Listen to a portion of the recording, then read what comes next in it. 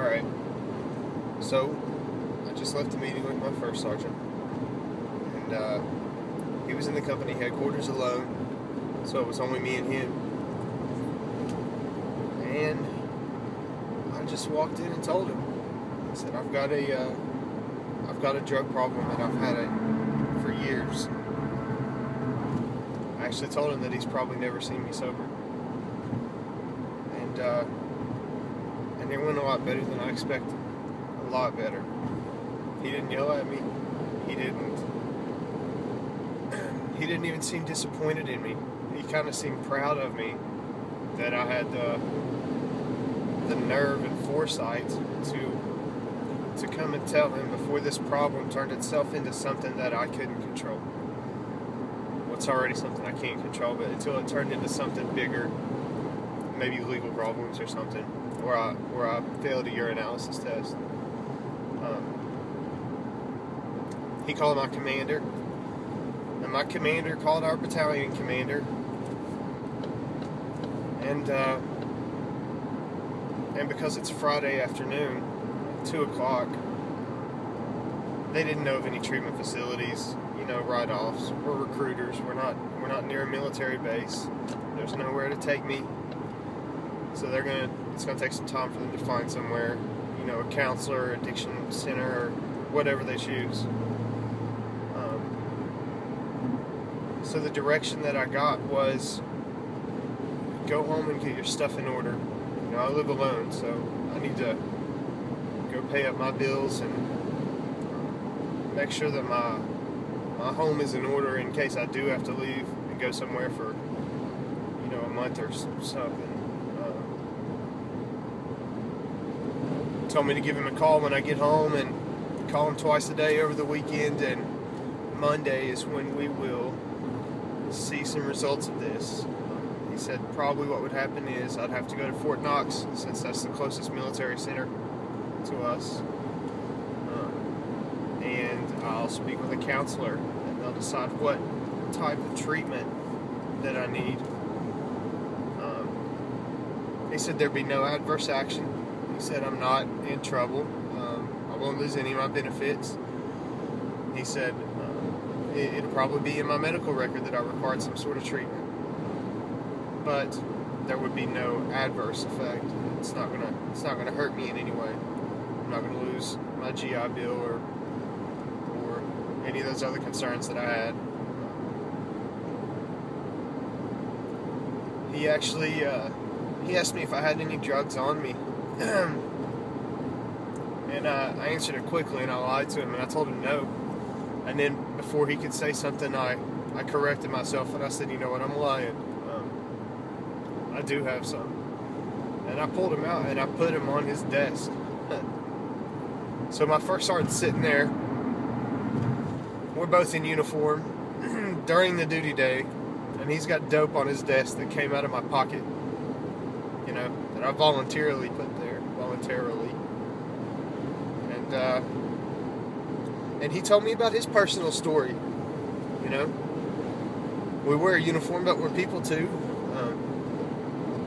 He recently had surgery. I think he had back surgery or something. I'm not sure. We're so spread out that I don't see him very often, probably once a month. But I know that he had surgery, and he told me that his doctor prescribed him an opiate, and he's a drinker like me. He didn't say he had a problem, but I know that he drinks on occasion. And he said that when he after he had his surgery, he liked the pills too. And he said that he was probably developing a problem. He said that he felt it long after the pain was gone. He still tried to go to the doctor and get more prescriptions, and finally the doctor cut him off. And, that's how it's supposed to happen. The doctor cuts you off. Whatever kind of dependency you've developed goes away in a reasonable amount of time. That's how it works. But he said he knew that he was dependent too. But when his doctor cut him off it, he didn't get any more. That he knew how easy it would be to develop a dependency because of his previous experience. He said that while he was on them, that he would drink and take them, and take the pills, and he would also take Ambien, which is a prescription sleeping medication that's really common with soldiers because of night terrors or nightmares, or we have it's really common for people that have been deployed to have trouble sleeping, and so he's actually not the only soldier I know that's on it. I know a few, and he said he would take all three: pain medication, Ambien, and drink. And he liked it, so he knows where I'm coming from, and it was nice to have somebody to relate to who shares my profession as well, because it's pretty rare with my problem to have somebody that can relate to me in my profession, because it's so frowned upon, and we take random urinalysis. It's often so anyway, the next thing that I'm doing is driving home for the weekend, and I don't have any more drugs because I thought that they would send me to treatment immediately, but they didn't, so I'm going to have to get some more, because I won't be able to function Monday if I haven't done anything. And I'm probably going to have to drive to Fort Knox, which is a long drive. And before people start commenting about substance abuse and driving, know that doctors prescribe the same thing that I'm on all the time, and it is very common in people. It's not illegal to drive on it. It's illegal to misuse it and drive on it. But the amount that I'm taking right now, there's not enough to get me high. There's not enough to impair my judgment. I think through my speech and through my decision-making process, you can tell I'm a pretty rational person. I'm driving right now, and actually the fucking video I'm making is probably impairing me more than my substance abuse problem.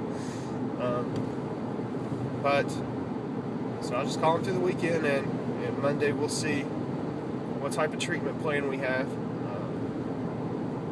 and I'll keep posting about how everything's going. Maybe somebody can find some kind of solace in this. Maybe I can inspire someone to maybe fix the same problem that they have, or inspire someone to seek help for whatever addiction or affliction they possess, because it's out there, and there's no reason to live a substandard life for something that can be cured. People go to the doctor all the time when they're sick. It's not even a question. You're sick, you go to the doctor. Well, it's just a different kind of sick. So, I guess that's it.